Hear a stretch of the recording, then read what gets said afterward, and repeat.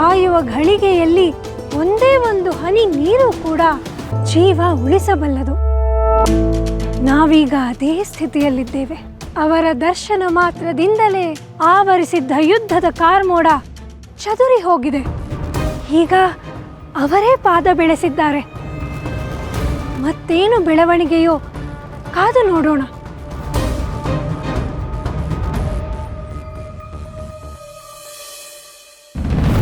ಅಯ್ಯೋ, ಇದು ಒಂದು ಧಾನ್ಯಾಗಾರ.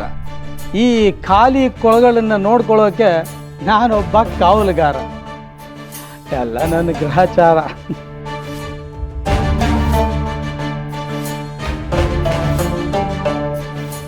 ಓಹೋ, ಮಂತ್ರಿಗಳು ದಯಮಾಡಿಸ್ಬೇಕು. ಏನು ಖಾಲಿ ಕೊಡಗಳನ್ನ ನೋಡಕ್ ಬಂದ್ರು? ಸದ್ದು, ರಾಯರು ಬರ್ತಾ ಇದ್ದಾರೆ.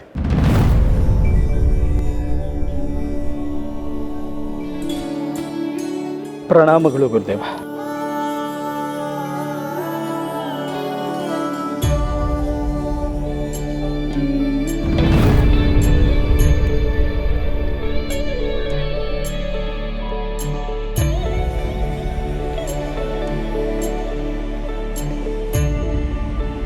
ಶ್ರೀನಿವಾಸಾಚಾರ್ಯರೇ, ಗುರುಗಳೇ, ನಮಗೆ ಆಸೀನರಾಗಲು ಧ್ಯಾನಿಸಲು ವ್ಯವಸ್ಥೆ ಮಾಡಿ. ಸರಿ ಗುರು.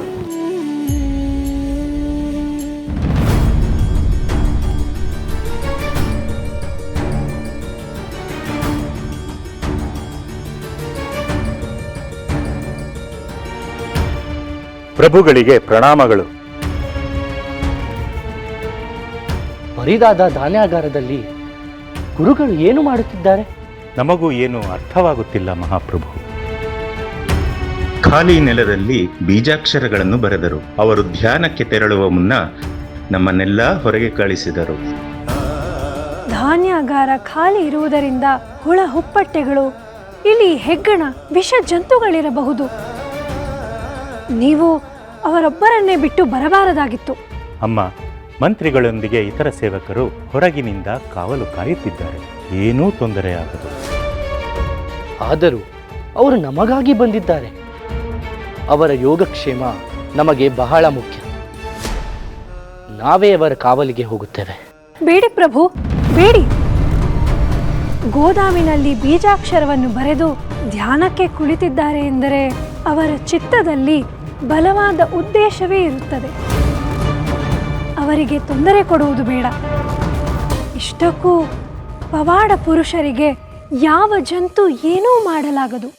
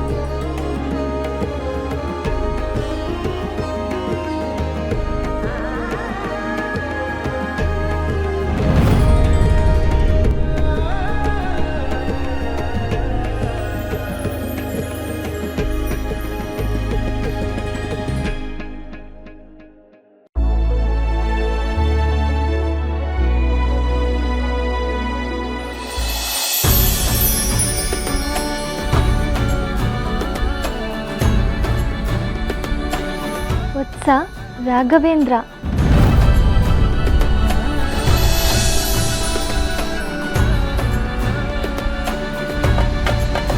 ತಾಯಿ, ಜಗನ್ಮಾತೆ, ಜಗದೀಶ್ವರಿ, ಅನ್ನಪೂರ್ಣೆ, ನನ್ನ ಮೊರೆಯನ್ನು ಕೇಳಿ ಧರೆಗಿಳಿದು ಬಂದೆಯಾ ತಾಯಿ? ಮಗು, ಭೂಮಿಯ ಮೇಲಿನ ಪ್ರತಿಯೊಂದು ಜೀವಿಗೂ ಹಸಿವೆ ಪ್ರಥಮ ಶತ್ರು. ಜನರ ಹಸಿವಿನ ಆರ್ತನಾದಕ್ಕೆ ಕರುಣೆಯ ಕಣ್ಣೀರಾದ ನಿನ್ನ ಕರೆಗೆ ಬರದೆ ಇರಲಾದೀತೆ ಮಗು. ಹೇಳು, ನಿನಗೆ ಏನು ಬೇಕು? ನನಗಾಗಿ ನಿನ್ನ ದರ್ಶನ ಭಾಗ್ಯ ಮಾತ್ರ ಸಾಕು ತಾಯಿ. ಆದರೆ ಹಸಿವಿನ ಸಂಕಟದಿಂದ ಸಾಯುತ್ತಿರುವ ಜನರಿಗೆ ಅನ್ನವನ್ನು ನೀಡು, ಅವರ ಹಸಿವನ್ನು ನೀಗಿಸು ತಾಯಿ. ನಿನ್ನ ಕೃಪೆಯಿಂದ ಈ ಉಗ್ರಾಣವೆಲ್ಲ ದವಸ ಧಾನ್ಯಗಳಿಂದ ತುಂಬಿ ತುಳುಕಲಿ, ಅದೇ ನನ್ನ ಕೋರಿಕೆ. ತಥಾಸ್ತು.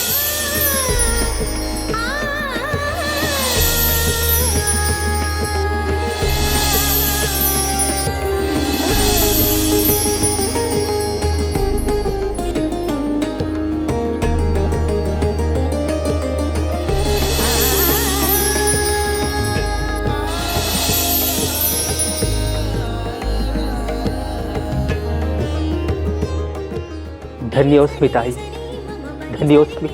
ಮಗು, ನಿನ್ನ ಮಾತು ವೇದವಾಗಲಿ, ನಿನ್ನ ಮನಸ್ಸು ಕರುಣೆಯ ಅಕ್ಷಯ ಪಾತ್ರೆಯಾಗಲಿ. ಶುಭಮಸ್ತು.